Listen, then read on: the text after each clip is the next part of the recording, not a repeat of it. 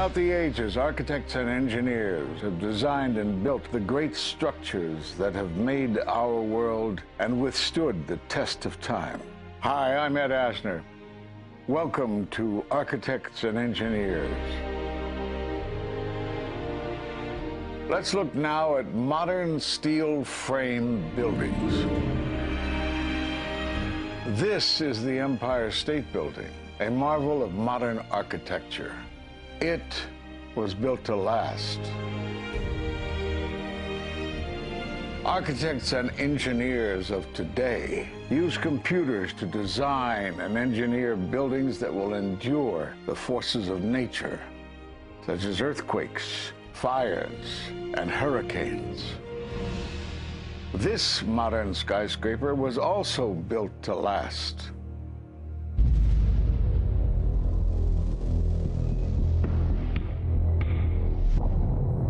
We've seen buildings completely destroyed like this before, but only when done intentionally. Danny Jowenko is the expert on this in Europe. What did he say? Dit is controlled demolition. Zeker weten. Zeker weten. Er is nagesprongen. Dit is in opdracht gebeurd. Het heeft een team gedaan van experts. Let's compare.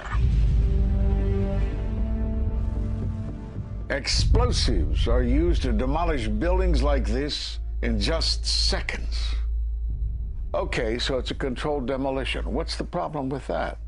Well, it happened on the afternoon of 9/11 at the World Trade Center.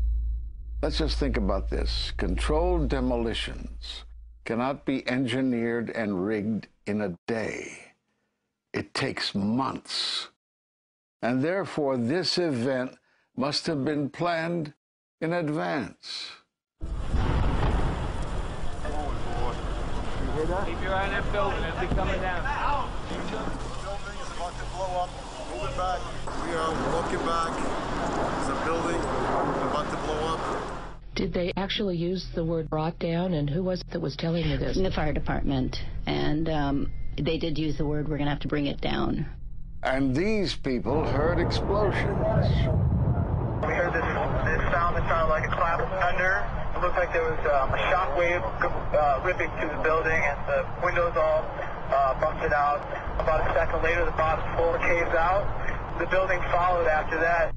He takes his hand off, and you hear 3, 2, 1, and it was boom, boom, boom, boom, boom. And these reporters recognized it as a controlled demolition. And I turned in time to see what looked like a skyscraper implosion. It looked like it had been done by a demolition crew. The whole thing just collapsing down on itself. For the third time today, it's reminiscent of those pictures we've all seen too much on television before, when a building was deliberately destroyed by well-placed dynamite to knock it down. It was almost as if it were a planned implosion. It just pancaked. So what's the problem if this was a planned demolition?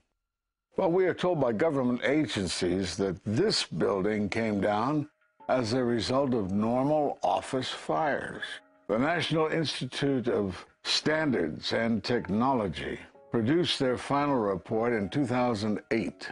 World Trade Center 7 collapsed because of fires fueled by office furnishings.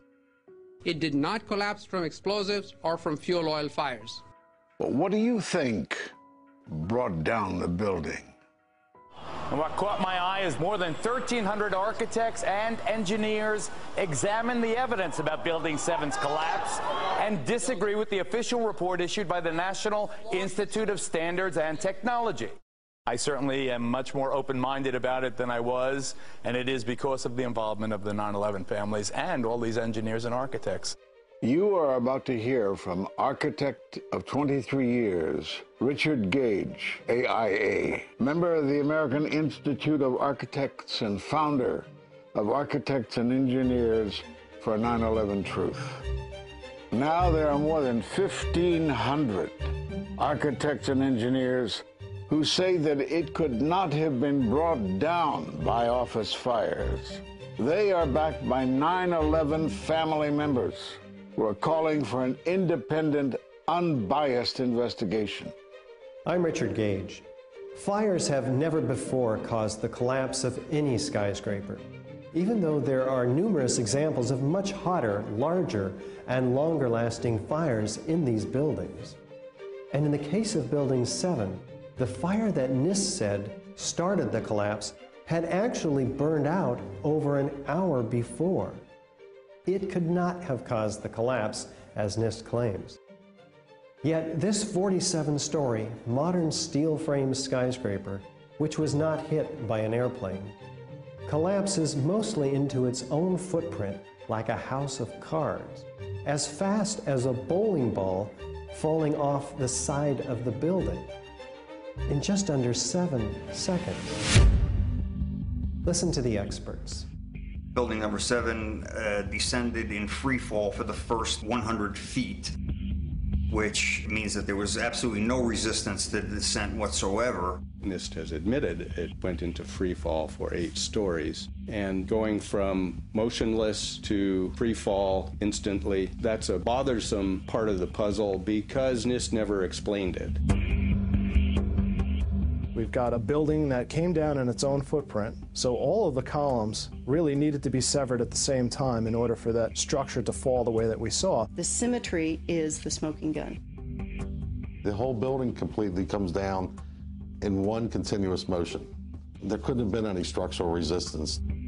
According to NIST, the failure occurred at column 79 on level 12. They're talking about a single columnar collapse or failure that resulted in a total collapse of the building. It is possible that you could have a local failure as a result of a connection failing. But the likelihood of that failure dragging the entire building in such a fashion that all the columns would fail at the same time is an impossibility. Impossibility? Yes. What I saw, it was a classic implosion. The center of the core, the penthouse area, starts to move first, and then the building follows along with it. I'd like to know why NIST excluded the document from FEMA in Appendix C that documented the evidence of melting steel. Why is this forensic evidence not being included in the report? In an office fire, you cannot generate enough heat to melt steel. And yet we have evidence of molten iron. R.J. Lee Company, USGS, and Dr. Stephen Jones's work, all three separately found these microspheres. In the dust, we found what we characterize as unreacted thermitic material in the shape of some very tiny red-gray chips, which have different properties, and in the reaction they produce molten iron, which is the prime indication of a thermitic reaction. And such a reaction can be used to destroy steel structures.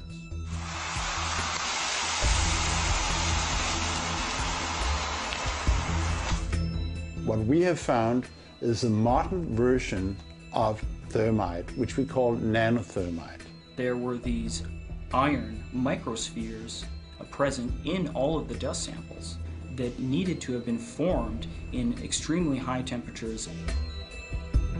I've independently seen thermitic activity within 2 separate independent samples of World Trade Center dust. My contention, based on finding thermite residue in the dust, is that it happened before. It didn't happen after in the fires that ensued in the rubble pile afterwards. All the characteristics of the microspheres tell me that thermite was involved in melting those steel beams.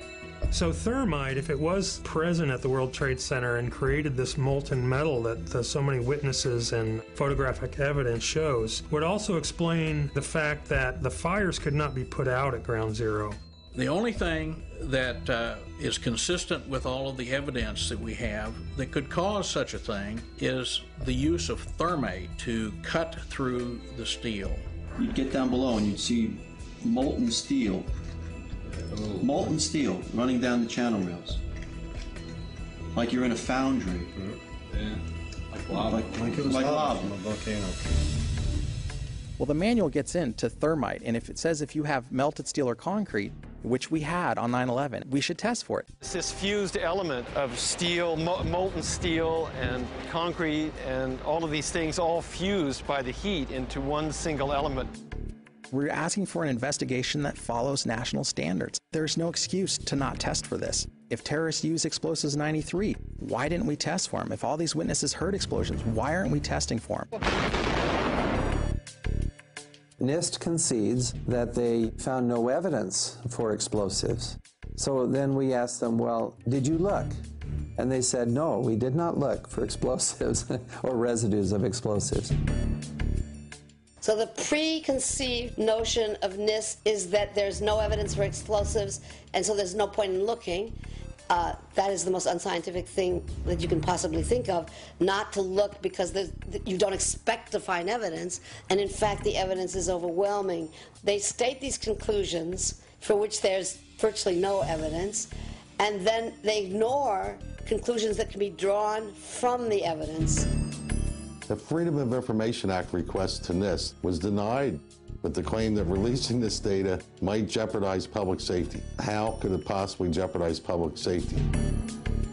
The destruction of evidence was a criminal act in itself. It was already being carted away and destroyed when the FEMA investigators got there about a month after September 11th. You can't do science when you are deprived of the evidence and when your hypothesis is the least valid instead of the most likely. When the most likely hypothesis in the case of Building 7 wasn't even mentioned. This is not science. The scientific forensic evidence, ignored by NIST, but carefully reviewed by teams of technical professionals, corroborates the hypothesis of explosive controlled demolition. We've traveled to 21 foreign countries and 32 American cities, bringing this evidence to the attention of the public. And we're backed by 9/11 family members and other concerned citizens who are calling for an independent, unbiased investigation. I'm a family member trying to find out the answers to the murder of 3,000 plus people. The bottom line is that it needs to be investigated properly. Please look at architects and engineers. People all around the world, scientists all around the world, are questioning this. And there's some deep, deep explaining to do. It took some kind of consciousness raising on my part before I was willing to look at the possibilities. And really, you need to go where the evidence leads. As an engineer, and I have 3 degrees in engineering, I signed that petition for architects and engineers for 9/11 Truth some time ago because the American people absolutely need the truth of 9/11. Look at the evidence. In fact, I'll say this very categorically. Any reasonable person who looks at the evidence that's been brought forward has got to come away with the feeling that something has to be done, a real investigation has to be put forward. We will never heal. This country will never, ever, ever forget that day. We have to demand a new investigation. I want justice here. The country owns this. We were all victims. You all should want answers. It's not just ours, not just mine. We all lost something that day. It's distressing for everyone to come to terms with this evidence. But we must pursue the truth wherever it leads. Look at the evidence and decide for yourself.